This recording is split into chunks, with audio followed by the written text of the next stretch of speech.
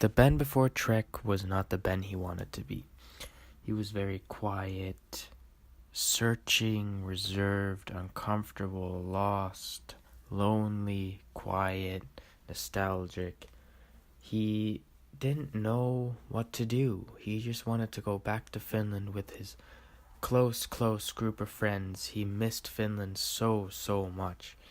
He just wanted to go back where he felt he fit in.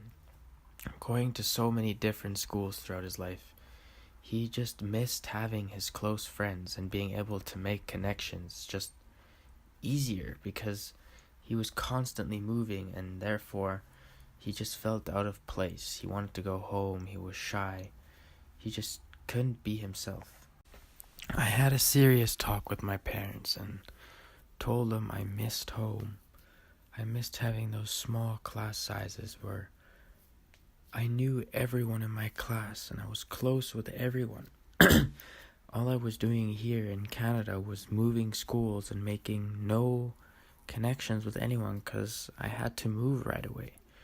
I just wasn't happy and I wanted an opportunity to be able to be with smaller class sizes and just get to know a group of kids really well. Of course I was nervous, but I knew that's what I wanted.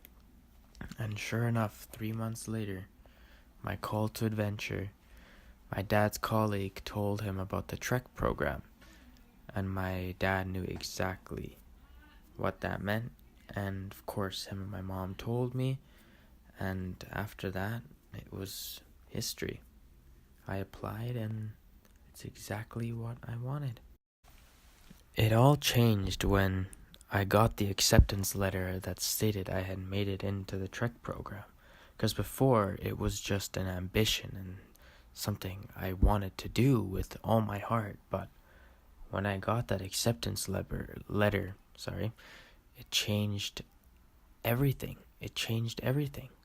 Because there was no turning back now. I was stuck. I was in a world that I had no idea what to await or what to expect. It was an amazing feeling, but also very scary. One of my most vivid memories that I see as an extreme preliminary trial is the first day of Trek classes. The first day. All the 120 Trek students, before we got split into our terms, had to go sit in the auditorium at PW. And the teachers introduced themselves and then asked everyone who knew at least 3 people to put their hand up. Me, of course, assuming, it was everyone from different schools, was thinking, there's going to be like a few people who know 3 kids or more. And it was honestly one of the most devastating moments of my life. 98% of the kids raised their hand. 98% of the kids already had friends, at least 3 friends in the program. I came in expecting, no one would know each other. This is a fresh start for all of us to make new friends. Nope. Everyone already had their friends there, their groups. I was devastated. I got into the car with my mom and I broke down crying because I thought it was a failure. I thought it would be just another miserable year of school where I had to join in with groups of friends and still be kind of the outcast because I wasn't there from the beginning. And that was definitely one of the most heartbreaking moments of my life. I broke down crying in the car and I did not want to go back to Trek. I was, in that moment, I was done with it, and it took me a while to realize that that wasn't the case. It would be way easier, and that everyone was extremely accepting, especially the kids. They were so open for new friends. But again, there was I was my own worst enemy, and my head got to me. I was constantly stressed, nervous, worried about having to join the friends groups. I had to stay true to myself because, of course, with teenage kids, there's a a lot of smoking, drugs involved. I mean, that's everywhere, but I stayed true to myself and I never gave in, but it was definitely tough until I finally realized my important lesson. My big moment of realization was when I had to do a massive presentation by myself in front of 56 kids on something that was extremely difficult and was related to sustainability and forestry. I got up there extremely nervous, getting stomach ulcers. It was just nerve-wracking, and it was something I just wasn't good at, and my self-esteem and confidence was low. But when I got up there and I started presenting and I looked at the audience, I realized that no one was paying attention.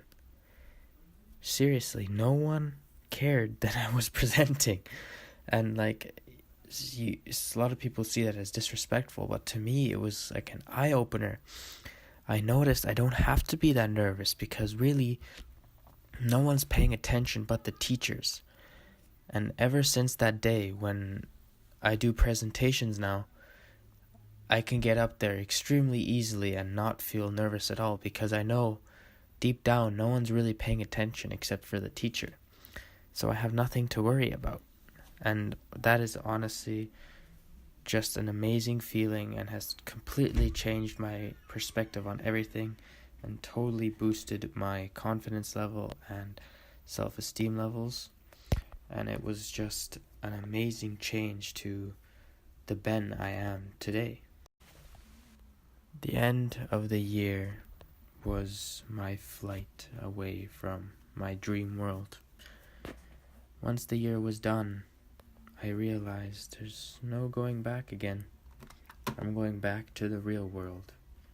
And saying goodbye was one of the hardest things I've ever done. And I haven't seen a lot of them ever since. My elixir was returning back to U-Hill and quotation marks back to reality.